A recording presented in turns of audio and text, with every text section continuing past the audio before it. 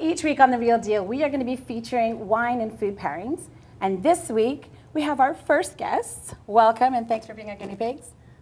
They don't look happy if you're a guinea pig. So what do Korean cuisine and Mediterranean cuisine and Italian cuisine have in common?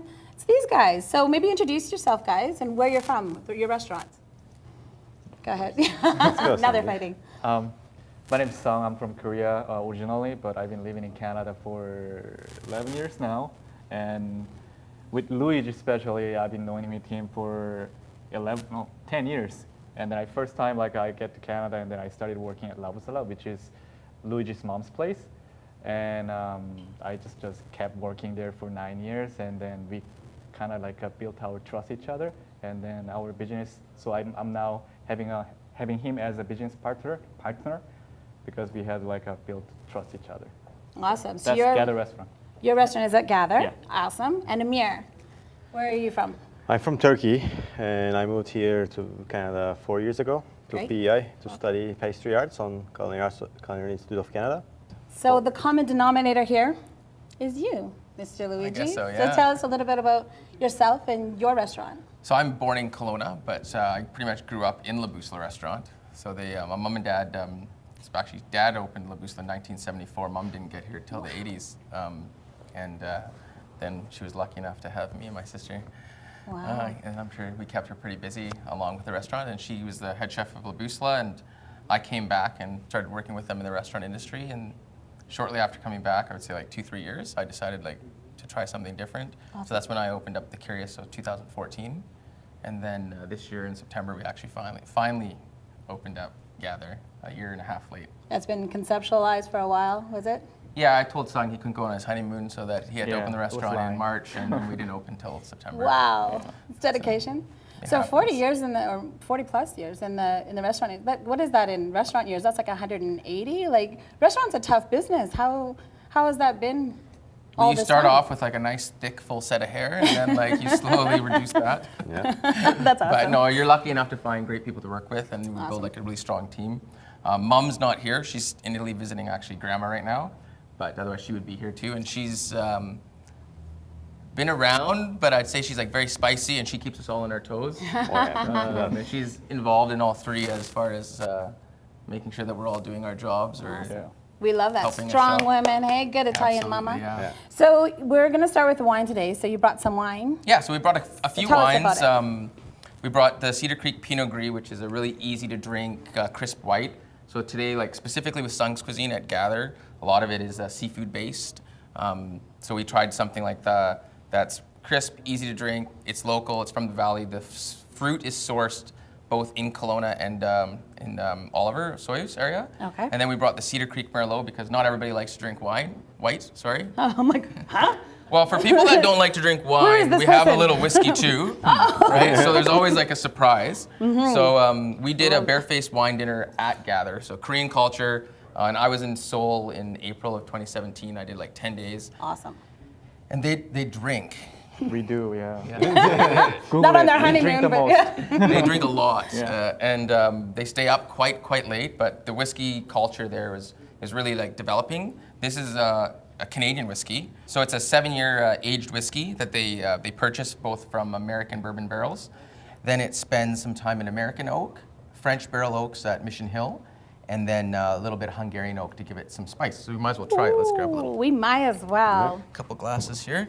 So I'm pitch hitting for our regular host. So the person who usually hosts is Lisa Marie, but right now she's with child, so sacrificing myself. You're welcome, Lisa. Take one for the team. You're dropping it. That's amazing. That looks fantastic. Thank you. Okay. And then in typical Korean culture, Okay.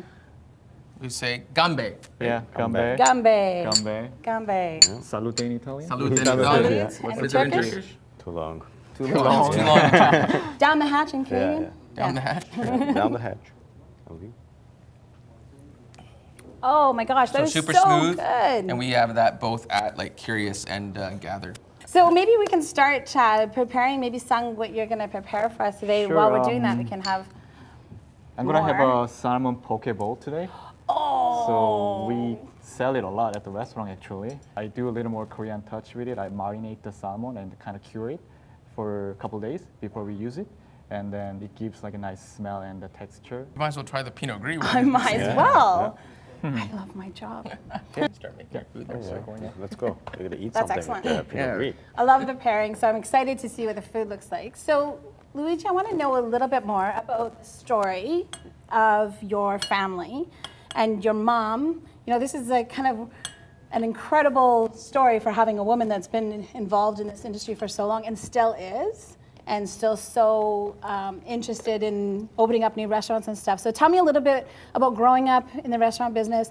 Clearly, you guys have a passion for it. Yeah, no, it's fun. I mean, it's definitely, it's different, right? It's not like your everyday, like you're with your parents at work all the time. And like growing up in BoucheLo was interesting. I think I never really got involved. Like I hated the restaurant industry. Did you? Until I was That's an probably like expression. 18, 17. Sorry, bad expression, yeah. No. Really disliked the restaurant industry. I didn't want to have anything to do with it.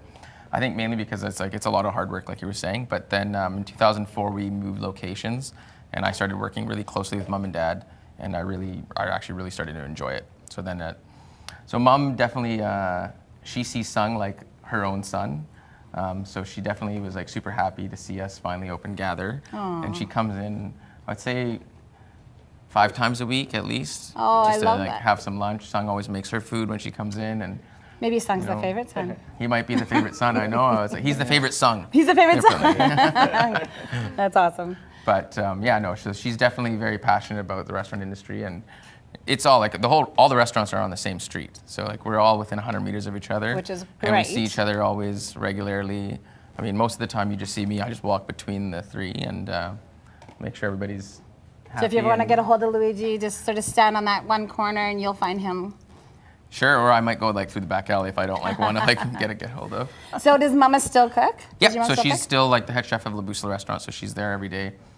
They're like I said, they're currently closed right now because she's on vacation. But Right. when she gets back, she's there 5 days a week, every day that they're open. How often do you guys go home to Italy, or does she go home to Italy? This was the first time she went home in 4 years, but normally we'd go home at least once a year. I make more frequent visits lately, just because Gather, actually another really cool part about the restaurant, was built and designed completely in Italy and shipped here in a Wow. container. So within like, I'd say 4 or 5 days, they put the whole restaurant together. It was really neat. So like we Wow.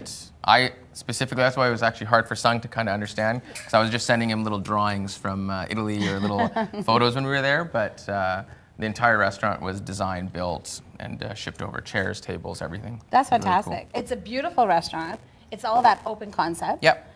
And I mean, the concept still, it's like it pulls a lot from like Italian design, but if you spend some time in Korea, it actually really reminds you a lot of, because like Seoul is a very modern, really like Right. unique city. I actually really enjoyed my time when I was there. That That's is it. Boom. fast. See, he's super fast. Look at you. So explain to us what you have here.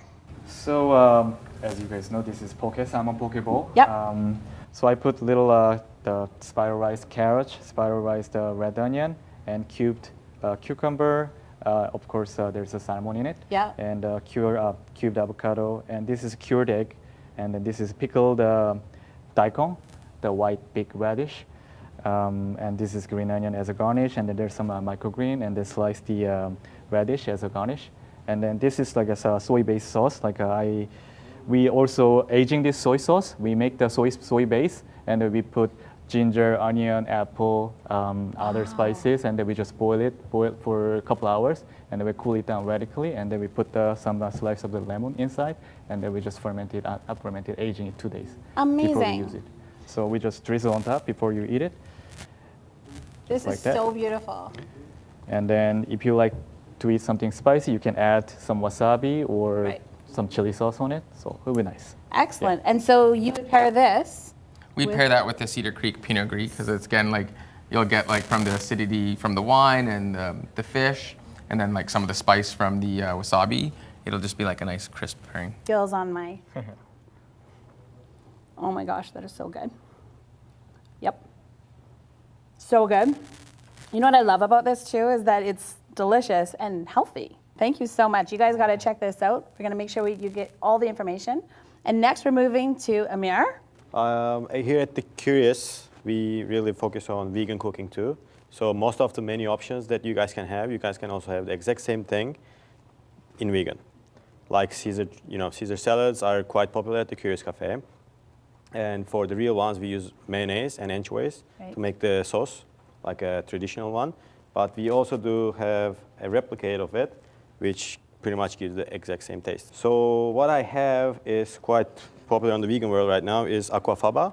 It comes from cooked chickpeas cans, Oh, like if you pop yeah. open a chickpea can, there's a little liquid in it. Yeah. So it's actually the water cooks the chickpea in it, and it gets all the starches from the chickpea. So it's actually a good binding agent for us. So That's a we're gonna great go one. ahead and like use a little bit aquafaba, Okay. just like you would use egg yolk for your mayonnaise.